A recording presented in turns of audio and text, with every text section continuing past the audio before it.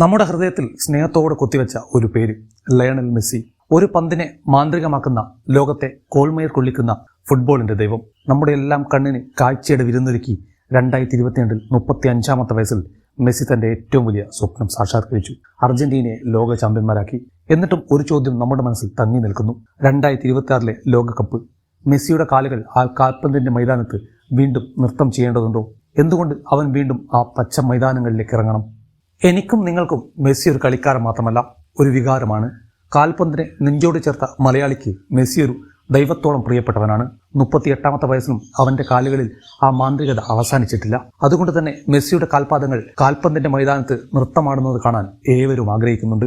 അവന്റെ യാത്ര, സ്വാധീനം, പ്രചോദനം എല്ലാം നമുക്ക് ഒന്നുകൂടി അനുഭവിക്കാം. ഈ വീഡിയോ നിങ്ങളുടെ ഫുട്ബോൾ ഹൃദയങ്ങൾക്ക് വേണ്ടിയുള്ളതാണ്, ഫുട്ബോളിന് വേണ്ടിയുള്ളതാണ്.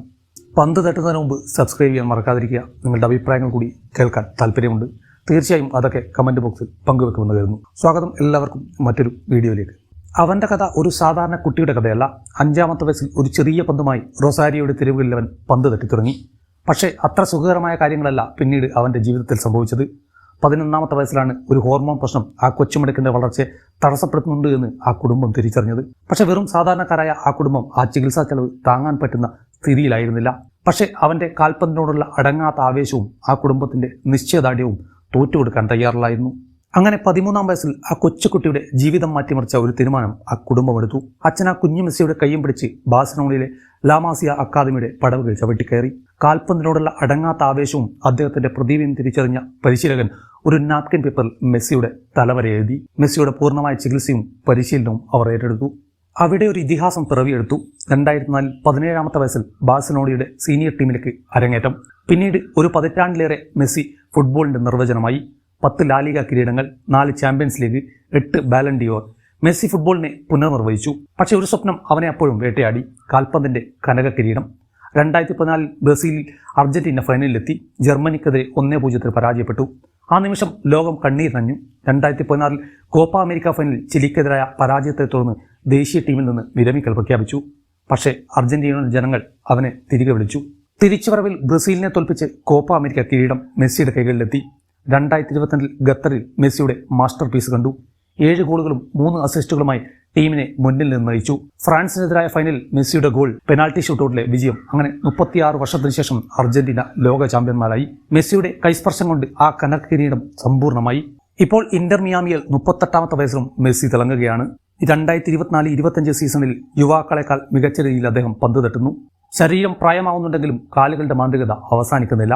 അതുകൊണ്ട് തന്നെ 2026 ലോകകപ്പിൽ ആ കാൽപന്തിന്റെ മൈതാനത്ത് ആ മാന്ത്രികന്റെ മിന്നലാട്ടം കാണാൻ നമ്മളെല്ലാവരും ആഗ്രഹിക്കുന്നു. USA, കാനഡ, മെക്സിക്കോ എന്നിവിടങ്ങളിലായി നടക്കുന്ന 2026 ഫിഫ ലോകകപ്പ് ഒരു പുതിയ യുഗത്തിന്റെ ആരംഭമാണ്.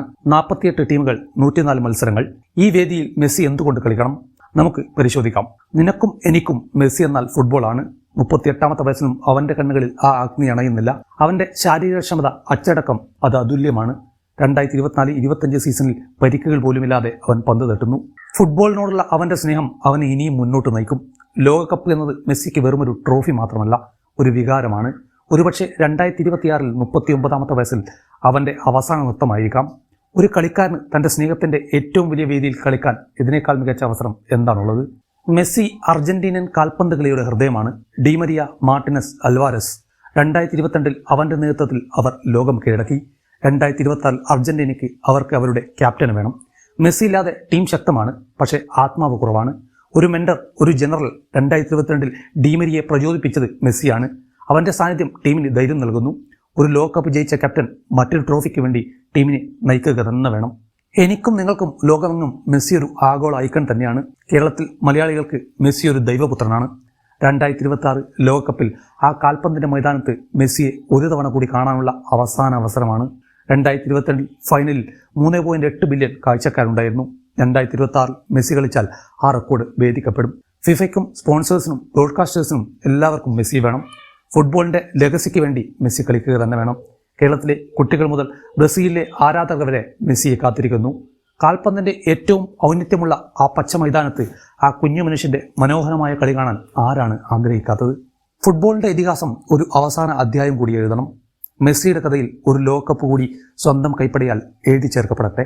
മെസ്സി ഒരു കളിക്കാരൻ മാത്രമല്ല, ഒരു പ്രചോദനം കൂടിയാണ്. കേരളത്തിന്റെ തെരുവുകളിൽ, അർജന്റീനയിലെ മൈതാനങ്ങളിൽ, ആഫ്രിക്കയിലെ പൊടിപാറുന്ന ഗ്രൗണ്ടുകളിൽ മെസ്സിയുടെ പേര് പ്രതിധ്വനിക്കുന്നു. മെസ്സി അവർക്ക് കാണിച്ചു കൊടുത്തു എന്തും സാധ്യമാണ് എന്ന്. 2026 മെസ്സി കളിച്ചാൽ യുവതലമുറയ്ക്ക് അതൊരു പ്രചോദനമായിരിക്കും.